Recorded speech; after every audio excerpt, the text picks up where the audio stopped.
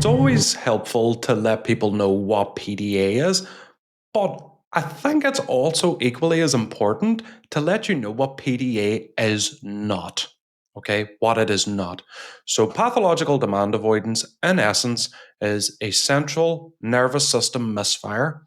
I'm very mindful of the words that I'm using because PDA or pathological demand avoidance is relatively new to the neurodiversity discussion. Whenever I say relatively new, as I'm within the last 3 or 4 years, of course, it's always existed, but in various different forms, like oppositional defiant disorder, ODD.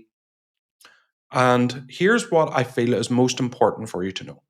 So, with PDA itself, there is a insatiable thirst for control. Now, it doesn't mean that PDAers are controlling people. I will get to that in just a minute. So, what happens with PDA is that a child or an adult or anybody becomes automatically in their flight mode when asked to do what a lot of people would deem to be a very standard, normal, everyday task.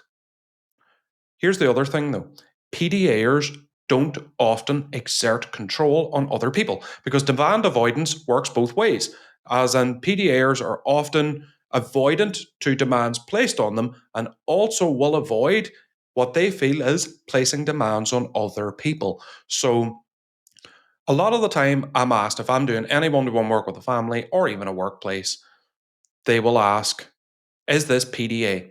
Or is this person a controlling person? So here's how you tell the difference. If someone is both avoidant to receiving what they perceive to be demands and instilling what they perceive to be demands on other people, that's very likely to be PDA because a lot of PDAers tend to be withdrawn, tend to kind of sit back a little bit more, or will try and take control in social situations or games or workplace or group tasks. And that's not for an inherent desire to control the game. It's due to a lack of structure, a lack of clarity, and trying to get that control and clarity for themselves. So, what control is trying to influence or manipulate your behavior or your actions. So, for example, a lot of parents would say, if my child doesn't get their own way, they wreck their room. Now, that's not necessarily a hallmark of PDA or anything else like that. That's not. That is a child who has learned, or an adult, anyone who has learned that that is what they have achieved in getting their demands met before. That's what it is. So, PDA isn't just a polite term for controlling people because I'm starting to see that as a bit of a rhetoric online, and it's not necessarily true. Where it's about balance. And I know that word is the most annoying word in the whole world, but children will naturally push boundaries. There's a lot of people out there who naturally push boundaries. I would even class myself in that category. And it doesn't necessarily have to be something related to PDA. So, PDA is not just a kind term for a difficult person. This is the correct term for someone who's going through a difficult time with their own nervous system. So that's what PDA is. So PDAers, and I will keep repeating this, are those who are avoidant to demands and often avoidant to placing demands on other people. That's how you tell the difference. Where I'm just the guy that says it, but autistic people, particularly with PDA profile, are not immune to being controlling, manipulative, and abusive people. We are human beings, and sometimes there are people who are like that.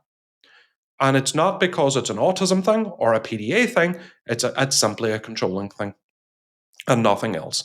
Because as mammals, and you look at all mammals, whether it's cats or dogs or dolphins, oh, well, yeah, dolphins do it too, actually, monkeys, is to get their needs met or to get their wishes met, what we will do is reach into our instincts, and they are force and volume. That's what they are, and we are no different. We are no different. And how that is essentially kind of stopped is by consequences, structure, routine. There is absolutely no excuse or reason for violent and abusive behavior, nor do you have to accept it. That's the other thing. where you will see a lot of stuff online, things like they're trying to regulate, you're their safe person, and so on and so forth. A safe space should be a safe space for everyone.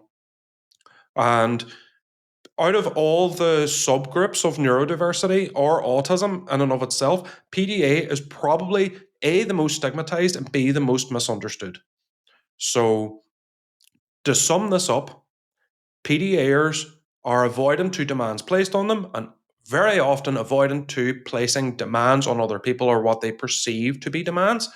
Whereas if someone is using force or volume or manipulation, that is control. Because a lot of the time with PDA, there's no real outcome. And for children in particular, trying to take control or take charge of certain situations, it's down to wanting to have clarity for themselves, not necessarily trying to manipulate or shape or control the whole group. But the only reason I'm using the word control is because it does fit the context of it. Because, of course, with the word controlling, given the amount of relationship content out there in the world, is a word that can often be used in this area out of context incorrectly. So with PDA, it's not something that goes away. It's something that we learn to live with over the years whenever we learn that there are some aspects of life that are demanding that do need a bit more attention and a bit more effort on our end. So that is ultimately PDA, what it is, and really, most importantly, what it is not.